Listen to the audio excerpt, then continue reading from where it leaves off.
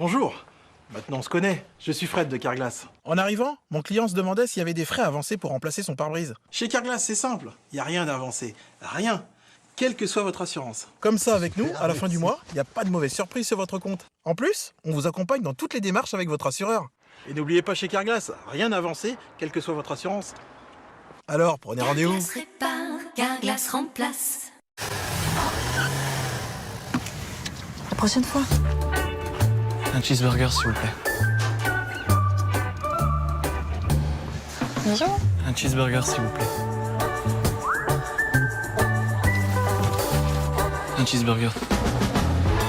Waouh! Un cheeseburger? Non, un double cheese. Qu'est-ce qui s'est passé? Il va me falloir un triple cheeseburger.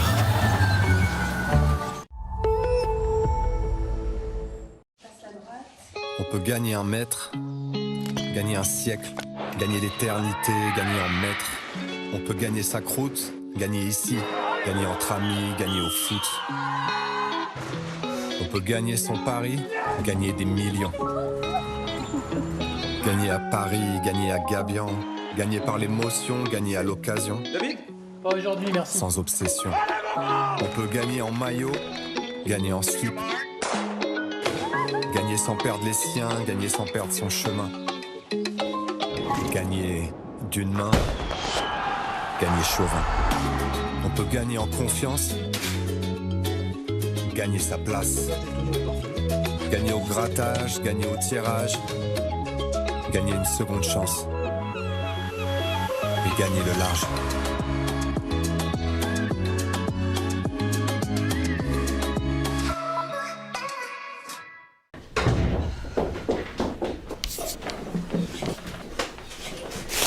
Des Haribo Happy Life, t'en veux? Oh là là, tous mes bonbons préférés! Oh, il y a aussi les fruits. J'adore! Oh, le coco, il a un ventre tout doux. Moi, ce que je préfère, c'est le strap des boules de bleu. N'importe quoi, c'est les noirs, les bisbons. Oh oh, il y a la maîtresse. Faut partager! Haribo, c'est bon la vie pour les grands et les petits. Le FC Guignon, c'est un petit peu comme mes grands-parents. Ils étaient en pleine forme au début des années 2000 et aujourd'hui, bah ils sont morts. Aujourd'hui, le FC Guignon, ça dit pas grand chose à grand monde et pourtant, il fut un temps où c'était du lourd puisqu'en 2000, ils ont carrément remporté la Coupe de la Ligue. What?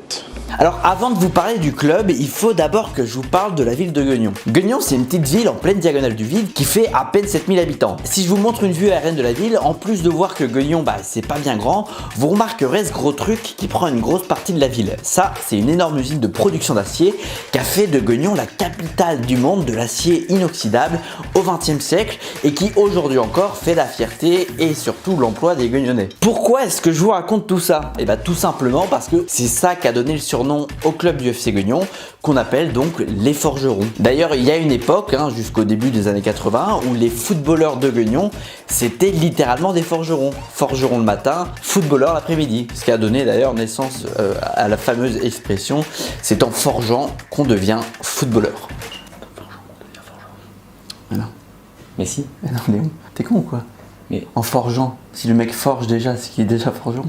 Bref, voilà pour la petite ville de Guignon. À première vue, ça sent plus le football de district que le football professionnel et pourtant, le FC Guignon a longtemps été un grand club du foot français. En fait, entre 1971 et 2008, le club a fait 37 saisons sur 38 en deuxième division avec carrément un passage en Ligue 1 pour la saison 95-96, ce qui aujourd'hui fait officiellement de Guignon la troisième plus petite ville de France à avoir atteint la première division après Sochaux et Guingamp. Ça, c'est officiellement, mais officieusement, c'est quand même Guignon qui a la plus petite parce que les aires urbaines de Sochaux et de Guingamp, elles sont quand même vachement plus grandes. Sochaux, c'est 4000 habitants, mais son aire urbaine, c'est genre 100 000 habitants. Guingamp, c'est 7000 habitants, mais son aire urbaine, c'est environ 25 000 habitants. Alors que Guignon, à l'époque, c'est 9000 habitants, mais son aire urbaine, c'est 9000 habitants, puisque Guignon n'a aucun voisin. Aucun voisin. La chance, putain. Moi, j'ai des voisins. La gosse, elle fait du bruit tout le temps, c'est insupportable. Y'a quelqu'un? Il s'approche là, je sais que c'est pas mon papa. Gamine, t'es où là? C'est pas mon papa, s'il vous plaît, aidez-moi. Ah, mais faut gueule, putain. Bref, quand on regarde le parcours de Guignon entre 70 et 2008, on voit que c'est très bien pour une petite ville comme Guignon et pour un petit club qui a pas beaucoup de budget, mais c'est peut-être pas suffisant pour vraiment marquer les esprits. En fait, ce qui va faire rentrer le FC Guignon dans l'histoire du foot français, c'est sa saison 1999-2000. Juste avant qu'on passe à la suite, les gars, n'oubliez pas de vous abonner, sinon cette petite fille viendra dans votre lit ce soir. Oui, alors, pas sûr non plus.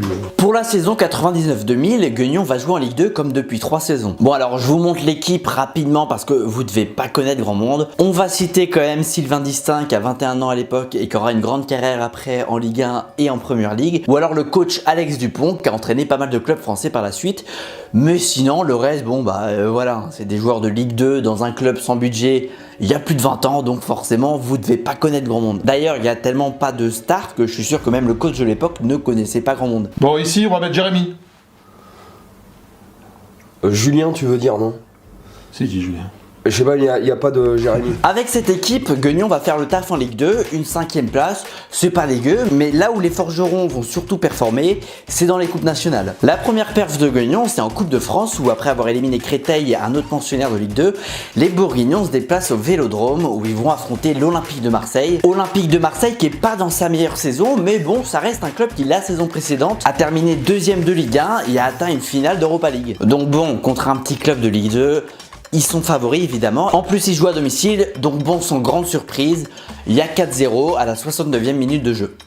4-0 pour Guignon. De quoi faire rager les supporters marseillais qui commencent à ranger les banderoles et à quitter le stade. Comme d'habitude. Sauf qu'à Marseille, c'est pas terminé et l'OM entame une remontada. But à la 69e, but à la 76e, but à la 87e et c'est tout.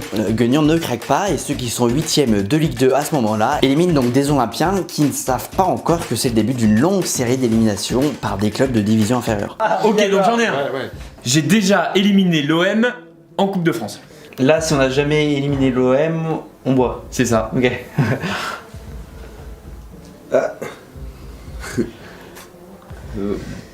Pas ouf celle-là. Ouais, non. Donc bel exploit pour Guignon, malheureusement l'aventure s'arrête au tour suivant contre Nantes, un autre pensionnaire de Ligue 1. Donc Guignon est éliminé de la Coupe de France, mais c'est pas grave parce que en parallèle, les forgerons sont toujours en course en Coupe de la Ligue où ils sont carrément en demi-finale. Et comme Guignon vient d'éliminer Marseille en Coupe de France et Strasbourg en Coupe de la Ligue, donc 2 clubs de Ligue 1, alors chez les forgerons, on commence à se dire et si on allait au bout?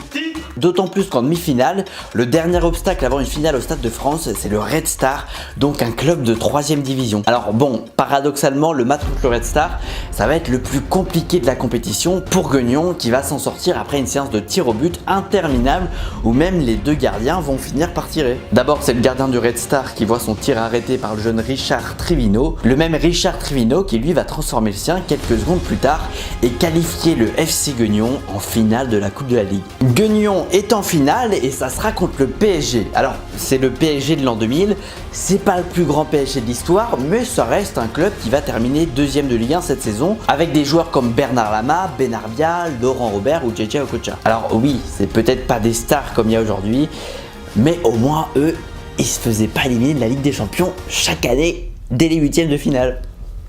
Bon, ils jouaient pas ou très peu la Ligue des Champions, mais quand même.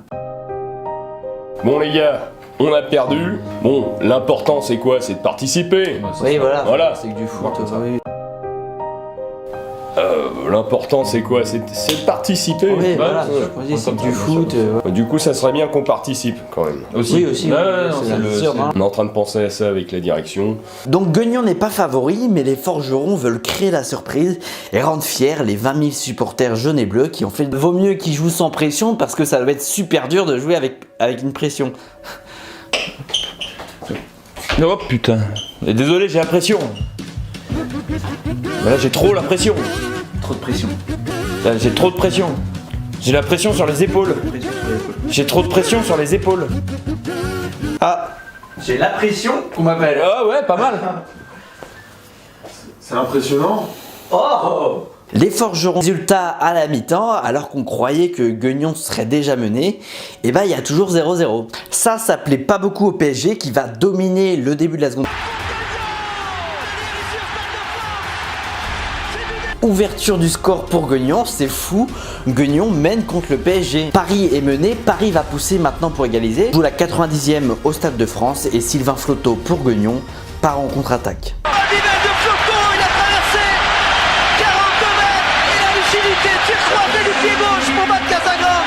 Regardez le slalom de Floto. Il passe en revue. Quel Parisien. Frappe du gauche. Croisé. 2-0 pour les Bourguignons, c'est terminé au Stade de France. Guignon remporte la Coupe de la Ligue et devient le tout premier club de Ligue 2 à remporter cette compétition. Et là où l'histoire est belle, c'est qu'avec la disparition de la compétition en 2020, et bah, le FC Guignon sera à tout jamais l'unique club de Ligue 2 à l'avoir remporté. Bon, maintenant, qui dit sacre en Coupe de la Ligue, dit Coupe d'Europe, et le FC Guignon qui joue en Ligue 2 va représenter la France en Coupe UEFA, donc l'équivalent de l'Europa League. Les gars vont jouer en Ligue 2 et en Europa League. Bon les gars, objectif de l'année. Gagner contre Martigues, gagner contre Châteauroux, gagner l'Europa League et gagner Beauvais. Je pense que t'es un peu ambitieux sur le troisième.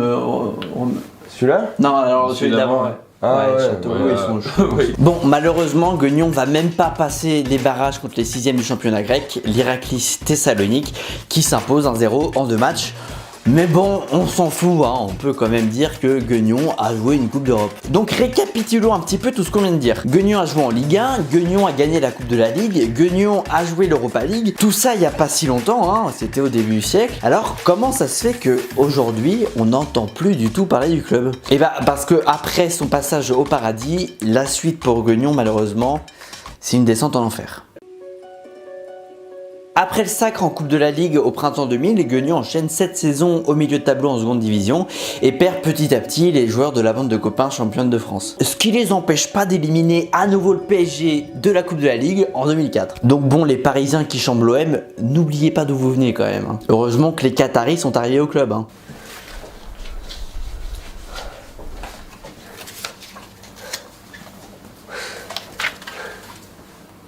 La saison 2007-2008, c'est malheureusement celle de trop qui voit Guignon terminer lanterne rouge de 2e division. Et donc pour la première fois depuis 1970, Guignon est relégué en national et commence à avoir des difficultés financières, ce qui menace l'avenir du club. Sachant qu'une disparition, ça serait dramatique pour les Guignonnais parce qu'à Guignon, il y a le foot, il y a l'acier et c'est tout. Donc si le foot disparaît, et bah il n'y a plus grand chose pour animer la ville. Citez-moi une chose qu'on peut faire à Guignon. Rien. On va regarder ça ensemble. Et c'est une top réponse, bravo la famille du pro. On va aller de l'autre côté, famille du pro. Benjamin, citez-moi une chose qu'on peut faire à Guignon. Que dalle. Que dalle, on va regarder ça. Ouais, ça marche. Donc il faut sauver le club et le sauveur, il arrive en 2009. C'est l'ancienne star du RC Lens, Tony Vérel, qui va mettre beaucoup de ses économies personnelles pour tenter de sauver le club, lui qui est un amoureux du football. À Guignon, Tony va avoir un triple rôle. Actionnaire principal, entraîneur officieux, mais aussi joueur et buteur. Lui qui a 36 ans n'a pas encore envie de raccrocher les crampons. Le gars a tous les rôles dans l'équipe. Bon, alors en pointe, on va mettre Tony, ok? Pardon. Merci coach, c'est super. Bah de rien, tu le mérites. Hein. Et les gars, attention, il y a le proprio qui vient pour vous souhaiter bon match, ok? Bon bah bonjour les gars. La reprise du club, c'est un projet familial. Il y a toute la famille Vérel qui débarque à Guignon. Et donc le président, c'est le père de Vérel. Et dans l'équipe, en plus de Tony, il y a 2 de ses frères et un cousin, soit 4 Vérel dans l'équipe des forgerons. Vérel? Présent. Vérel? Présent. Vérel? Présent. Vérel? Vérel? Évidemment, toujours absent celui-là.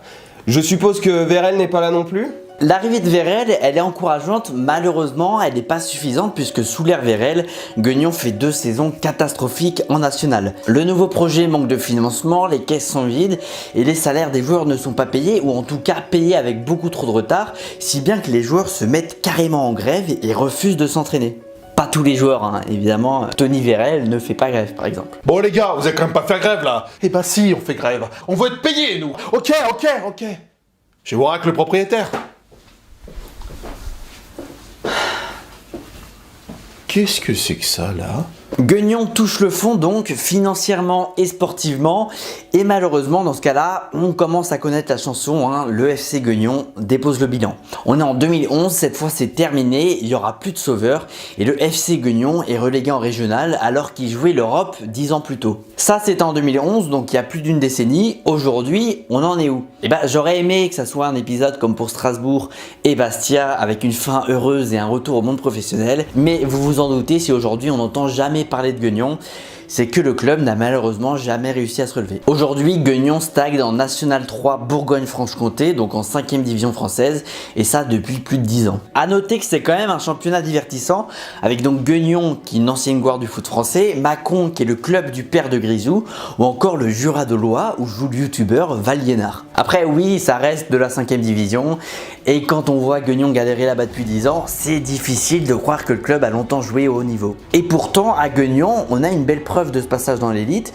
c'est un stade de 14 000 places qui témoigne du passé glorieux du club. 14 000 places pour une ville de 7 000 habitants. En tout cas, vrai joli stade à l'anglaise, qui a la particularité assez originale d'être radioactif. Oui, parce qu'en fait il est situé sur une zone où entre les années 60 et les années 80 on a enterré des déchets radioactifs. Pas beaucoup, hein, seulement 230 000 tonnes. Alors à l'époque on pensait que ça va, et en fait en 2007 on a commencé à se rendre compte que la zone était radioactive, et notamment sous l'ancien parking du stade. Donc à ce moment là on a fait quelques ajustements, on a bétonné, on a fermé des zones, mais ça veut dire quand même qu'avant 2007 Guignon a donc joué devant ses supporters à proximité d'une zone radioactive.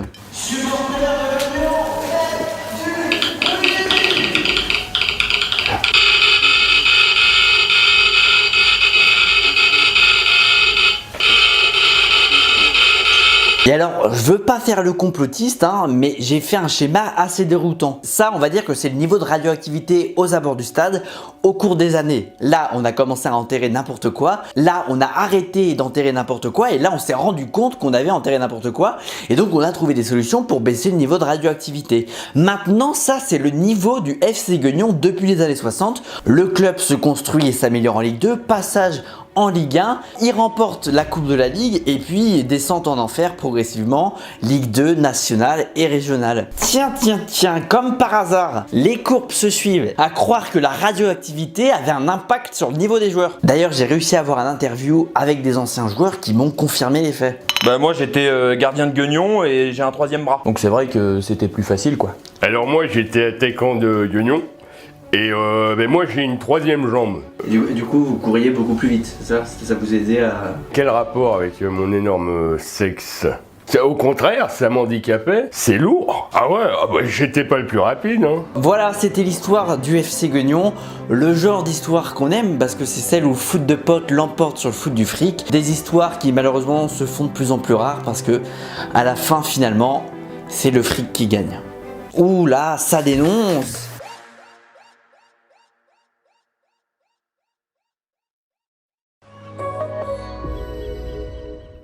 Bonjour. Maintenant on se connaît, je suis Fred de Carglass. En arrivant, mon client se demandait s'il y avait des frais avancés pour remplacer son pare-brise. Chez Carglass, c'est simple, il n'y a rien d'avancé, rien, quelle que soit votre assurance. Comme ça, avec nous, à la fin du mois, il n'y a pas de mauvaise surprise sur votre compte. En plus, on vous accompagne dans toutes les démarches avec votre assureur. Et n'oubliez pas chez Carglass, rien d'avancé, quelle que soit votre assurance. Alors, prenez rendez-vous. Carglass répare, Carglass remplace. La prochaine fois. Un cheeseburger, s'il vous plaît. Bonjour. Un cheeseburger, s'il vous plaît. Un cheeseburger. Waouh! Un cheeseburger? Non, un double cheese. Qu'est-ce qui s'est passé? Il va me falloir un triple cheeseburger.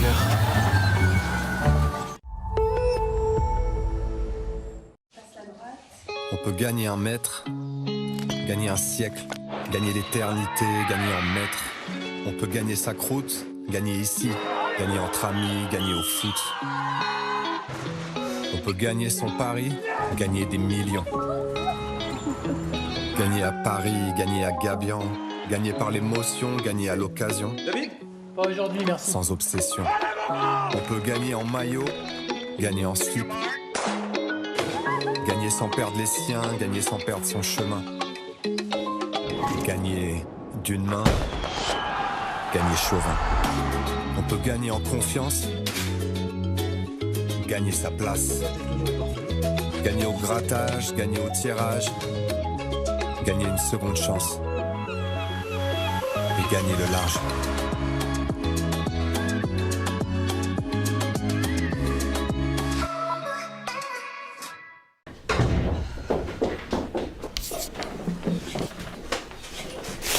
Des Haribo Happy Life, t'en veux? Oh là là, tous mes bonbons préférés! Oh, il y a aussi les fronces. J'adore. Oh, le croco, il invente tout doux. Moi, ce que je préfère, c'est le des boules de bleu. N'importe quoi, c'est les noirs, les bisbons. Oh, il y a la maîtresse. Elle faut partager. Haribo, c'est bon avis pour les grands et les petits.